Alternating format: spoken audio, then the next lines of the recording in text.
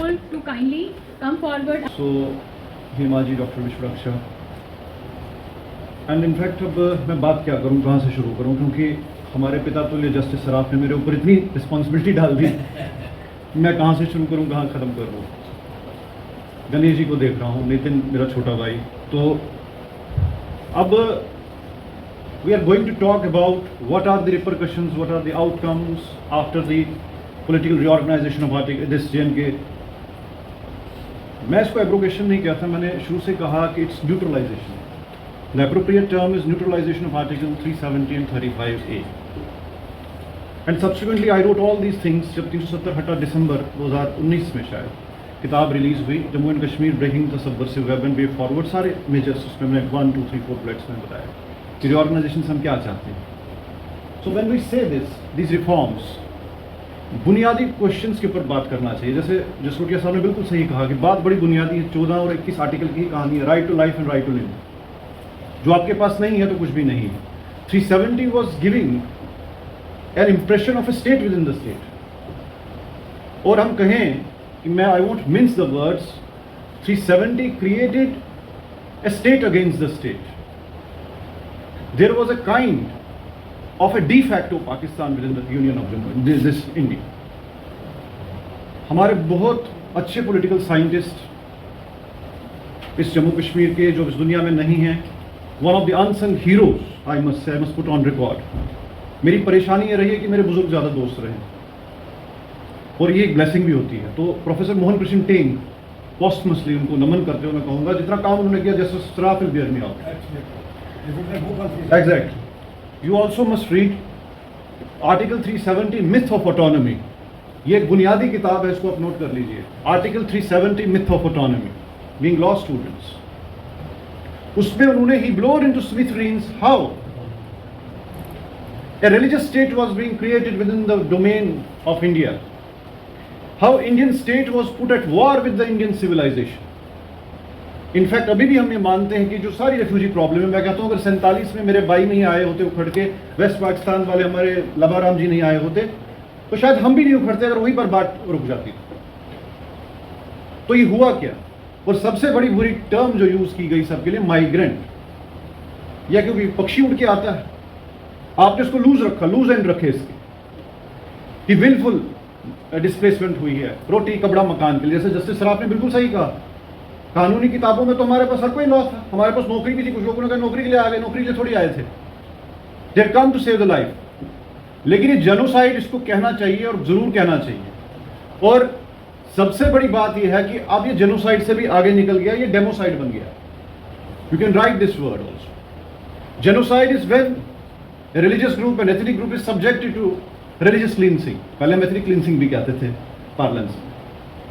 तो ये जेनोसाइड लोग कहते नहीं, कितने लोग मरे, क्वांटम ऑफ लोग क्या है, आप कितने मरे वो गिनाते हैं हमें। एक भी बंदा किसी इकोसिस्टम में अगर उसकी रिलीजियस एफिलिएशन मेजॉरिटी ग्रुप से दूसरी है, उसको लैम्पकिन कहता है कि ये जेनोसाइड है।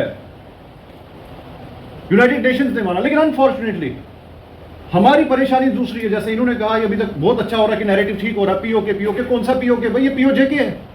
मुझे एक बात बताइए, जो पाकिस्तान के कब्जे में जो हमारा स्टेट है उसमें कश्मीरी स्पीकिंग इलाके कितने? They are non Kashmiri speaking areas. झूठ बोला गया आज तक, हमने कभी कंटेस्ट नहीं किया। ऐसे ही कश्मीर में जेनोसाइड के साथ हुआ है, 7 बार जेनोसाइड हुआ है, 7 टाइम्स। हिंदूज ऑफ कश्मीर, आप पंडित्स कह लीजिए, जो मर्जी कहना है, उन they have been subjected to genocide. आप कहेंगे क्या बकवास कर रही, हमने तो भी 90 में देखा, जिससे जस्टिस साहब ने बिल्कुल सही कहा, 1986 was a full dress rehearsal for 1990। तब भी लोगों ने कहा भाग के आगे, हमने तब भी 4 साल निकाले। 4 साल तक हम लोग रह नहीं रहे थे, हम सह रहे थे। And I have seen my self, I was in 85 in UKG, कैसे अनंतनाग से लोग उठ के कश्मीर की ओर शरणार्थी बन के आ रहे, घरों में शरण ले रहे थे। काजी निसार ने क्या किया, जन्माष्टमी वाले दिन क्या हुआ, मॉलेस्टेशंस कैसे हुए। इससे पीछे जाएंगे 1931 में बटकूट में क्या हुआ। बरजोर दलाल रिपोर्ट है, मुझे इस टाइम याद आ रहे हैं, उनको नमन कर रहा हूं, professor Shailendra Singh, I he work closely with me. और जब उन्होंने बरजोर दलाल रिपोर्ट की कमेंट्री दी, मैंने उसका रिव्यू किया। तो कहने का मतलब यह है कि हमें झूठ बोला गया। ये जो नैरेटिव्स की बात है, you have to set the narratives right first. और migrant word it is in itself self contradictory. एक मंत्री रही, इसी सरकार की मंत्री, minister of state, minister of culture, आप खुद जज कर सकते हैं। जब कोविड हुआ, क्या कहा उन्होंने? उनसे पूछा गया कि कश्मीरी पंडितों को कब वापस घर जाना है। उसने कहा जैसे कोविड में लेबर आए, घर में चले गए, ये भी वापस चले जाएंगे। इनसेंसिटिविटी देखिए, मीनाक्षी देखिए, थैंक्स सराफ साहब, ये बात कही गई। और वो लेखी जिसका father in law PL Lekhi है,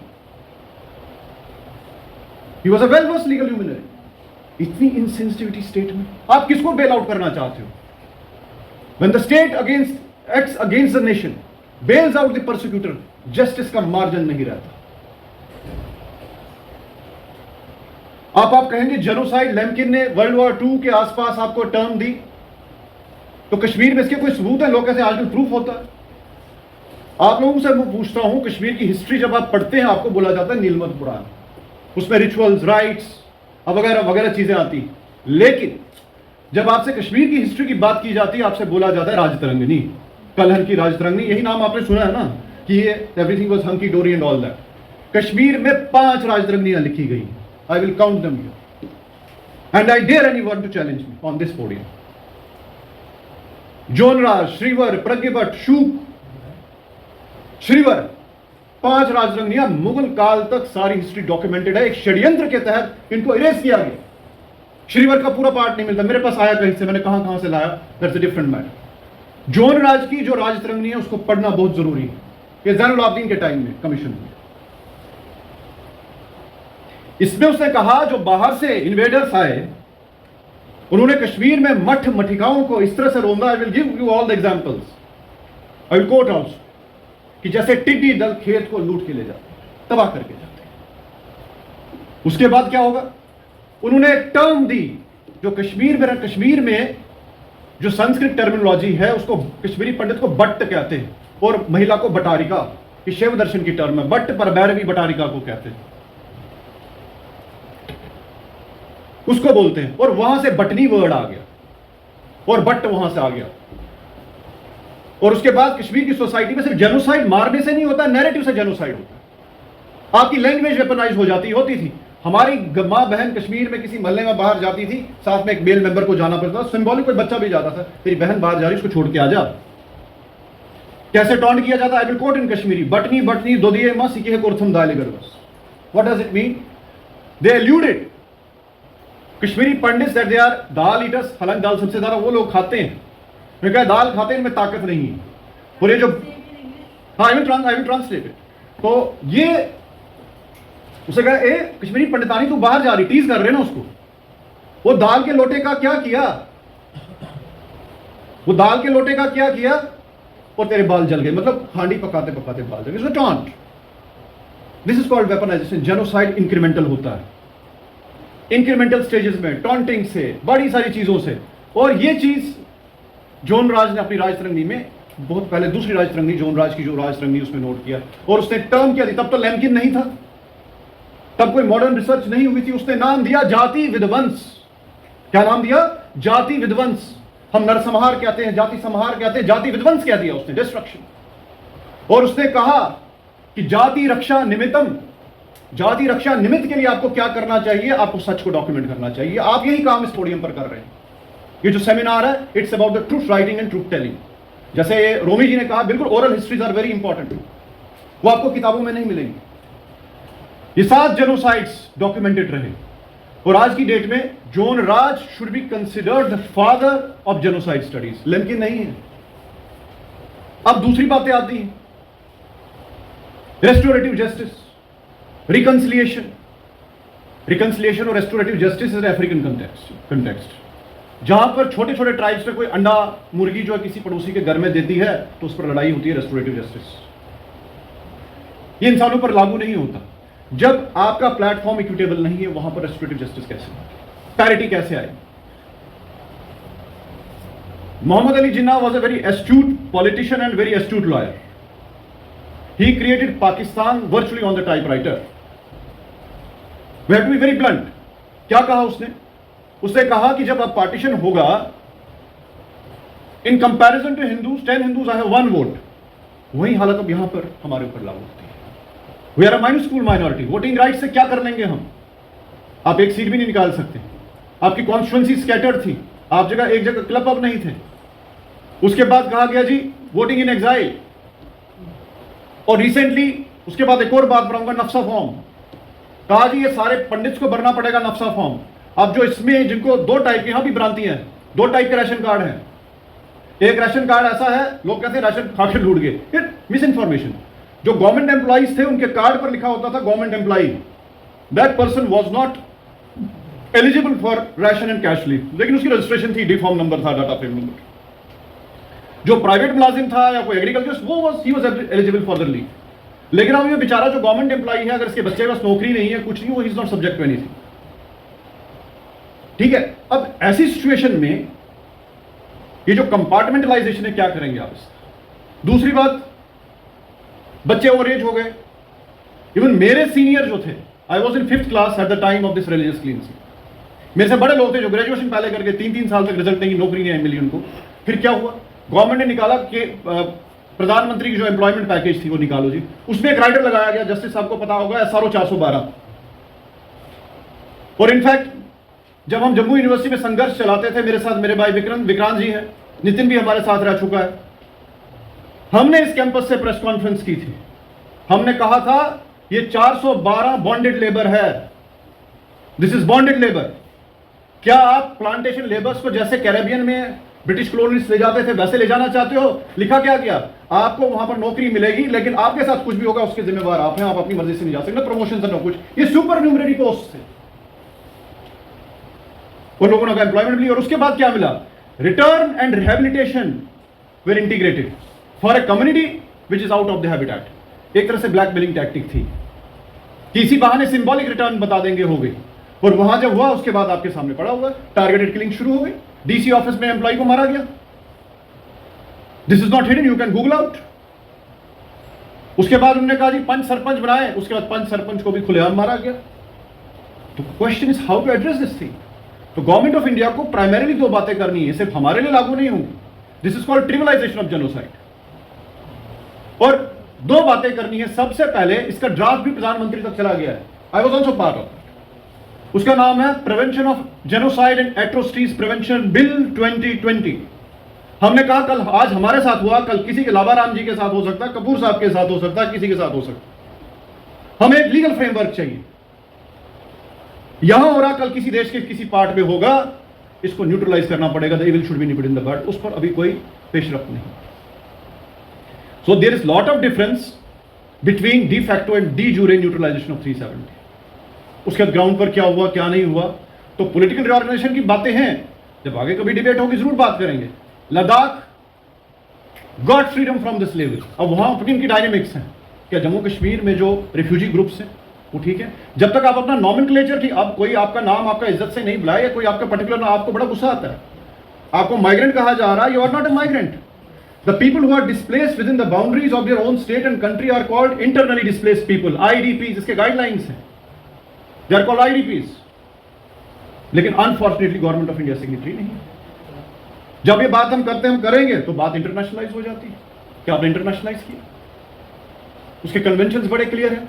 उस पर कन्वेंशन नंबर 27 बड़ा क्लियरली कहता है कि जो भी कम्युनिटी, जो एथनिक ग्रुप छोटा है या बड़ा अपने हैबिटेट से बाहर आता है, उसको आपने कॉन्स्टिट्यूशनली एम्पावर करना है, रिलीजियसली एम्पावर करना है, इकोनॉमिकली एम्पावर करना, क्योंकि उसके घर उखड़ चुके हैं। मंदिर बनाने से मुझे कोई फायदा नहीं होने वाला, लेट्स बी ब्लंट। मंदिर तब है जब उसके आगे पीछे एक सोशल इकोसिस्टम है, कोई पानी का लोटा चढ़ाने वाला है।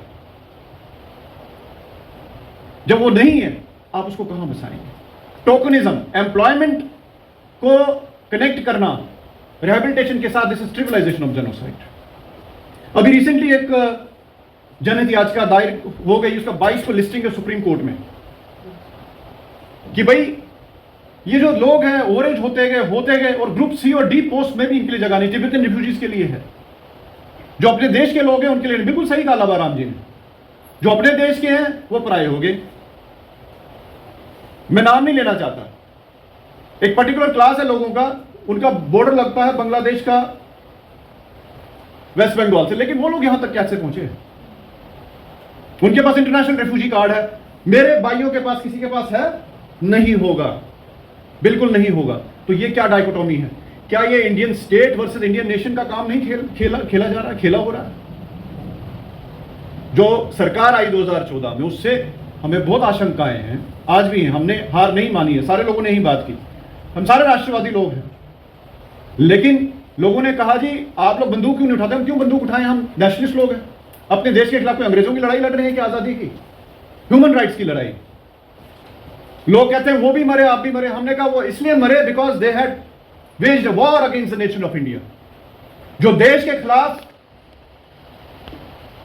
वॉर लड़ेगा उसकी डेस्टिनी आप सब जानते हैं। उसको किस कैटेगरी में रखना चाहिए? वो फिफ्थ कॉलम है, वो सबवर्सिव है, वो शो बॉय है, वो क्विसलिंग है, वो बाउंटी हंटर है। मैं किन नामों से उसको पुकारूं? ये चीजें हैं।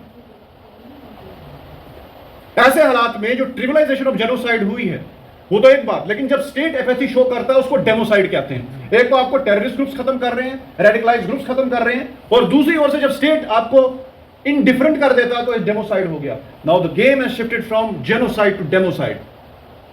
You are being grinded between genocide and democide. और असली टर्म जेनोसाइड तो बड़ी छोटी पड़ती है, जीविस होलोकॉस्ट से आई। हम कहते हैं कि जो हम सबके साथ हुआ, चाहे वो वेस्ट पाकिस्तान रेफ्यूजी हैं, मेरे पीओजेके के लोग हैं, या हम लोग हैं, ये जाति विध्वंस है। एक बड़े बुजुर्ग हैं पीओजेके से, पता नहीं उनकी बड़ी देर से मेरी उनकी बात नहीं हुई, युवराज गुप्ता जी, बड़ी बार मैं उनसे मिला। जब वो बात शुरू नहीं करते उनके कपड़े सारे गीले हो जाते। वो रेलवे में स्टेशन मास्टर भी रहे हैं। वो कहते जब 90 में लोग आए जिससे पीड़ा सही होगी दूसरे का दर्द समझ सकता है। उन्होंने कितना काम किया। और यहां पर यह भी लड़ाइयां बनाई गई कि एक रेफ्यूजी को दूसरे के साथ लड़ाया जाए। इससे हमें बाहर आना। किसी को मिला, मैं कहता हूं उससे ज्यादा मिले, आर्टिकुलेशन बढ़े, हम एक दूसरे के फोर्स मल्टीप्लायर बने। यह बड़ी जरूरी बात है, क्योंकि हम सारे भारत के लिए खड़े हैं। और सबको यह बता दूं ये लड़ाई छोटी नहीं है। Jammu and Kashmir northern frontier में बहुत इंपॉर्टेंट स्टेट है। जो शिवालिक्स को कंट्रोल करेगा वो साउथ ईस्ट एशिया और नॉर्दर्न सारे फ्रंटियर को कवर करेगा। चाइना, पाकिस्तान, अमेरिका ये सब जानते हैं, लेकिन अनफॉर्चुनेटली इंडियन पॉलिसी सर्कल्स में लोग ये जानते नहीं। What is happening for the last 79-89 years is the dismemberment of the Himalayas. Bhutan में भी ये हो चुका, आपके उसमें नहीं आया। नेपाल में तो अब आपको सिम्टम्स लग रहे हैं ना। This is called desanskritization of the Himalayas. आपको अपने हैबिटेट से जो इंडिजिनियस ग्रुप्स, इंडिक ग्रुप्स हैं, जिनके roots Kathak school of Yajurveda में है, कृष्ण यजुर्वेद में, या लोगाक्षी के गृह सूत्रों में है, कात्यायनी के गृह सूत्रों में, आपका दुश्मन अब्राहमिक रिलीजन से काम कर चुके हैं कि हिमालय को संस्कृत विहीन, भाषा विहीन नहीं, इकोसिस्टम विहीन करना है। उसमें जो सोशल पिरामिड है, सोशो पॉलिटिकल पिरामिड, उसको इन्वर्ट कर दिया गया, जिसको हम डिसंस्कृताइजेशन कहते हैं। क्या इसके साथ लड़ने के लिए हम तैयार हैं? क्या हमने इस पर कोई स्टडी की है, कोई जियोपॉलिटिकल कैलकुलेशन की? सिर्फ रेफ्यूजी प्रॉब्लम नहीं है, it's a problem of balkanization of India. What is being subjected और given to you, it's a total problem of balkanization of India, vivisection of India. John Keay ने एक किताब लिखी, the great game, जरूर पढ़िए, Pakistan Oxford से publish हुई। हमारे जो ब्यूरोक्रेट्स हैं, राजनेता, ये छुपाते हैं, लेकिन आपका दुश्मन सारा पब्लिक डोमेन में रखता है। शुजा नवाज करके एक पाकिस्तानी राइटर है, he was in the Pakistan army, उसने किताब लिखी क्रॉसवर्ड्स, जाहिर कर देता है। बिल्कुल सही कहा मेरे से पहले कपूर साहब ने, जो 47 में हुआ कोई ट्राइबल हमला नहीं था, it was a Pakistani army invasion. Major Akbar Khan के मेमोइर्स पढ़िए, क्या हुआ क्या नहीं हुआ। तो ये सारी चीजें जो हैं, being a law student you should be having a peep of everything, चाहे सोशियोलॉजी है, चाहे एंथ्रोपोलॉजी है, चाहे हिस्ट्री है, it's a cocktail of all. तो ऐसी सूरत में the challenge is very devastating. तो हमने कहते आज हमारे तो आपके साथ वो तो बात है ही है, लेकिन challenge is that there is a pincer war in the Himalayas is going in the pincer. 3 forces काम कर रही है, मैं गिना देता हूं। Chinese imperialism, jihadi onslaught and evangelical intrusions, they are working in tandem to desensitize Himalayas। और उसमें क्या होगा क्या नहीं, पाकिस्तान के साथ जब बात हुई वाजपेयी जी के दौर में, east of Ravi, west of Ravi तक बात चली थी, जिसको हम कहते हैं नॉन टेरिटोरियल सेटलमेंट। पढ़िए इसके बारे में, क्या थी नॉन टेरिटोरियल स्टेटमेंट, क्या हुआ। जब अडवाणी जी वगैरह वगैरह तो काम चल रहा था, वहां पर सहमति किस बात को लेकर हो रही थी आगरा में, और किस आदमी ने वो सबोटाज कराया? इट वॉज मिस्टर विवेक काटजू। अगर वो नहीं कहते कि क्रॉस बॉर्डर टेररिज्म उसमें डालिए, आज हालात कुछ और होते। So there are many things which have to be addressed. Time is less, I think that I have given just a food for thought to you. Thank you very much. Vande Mataram.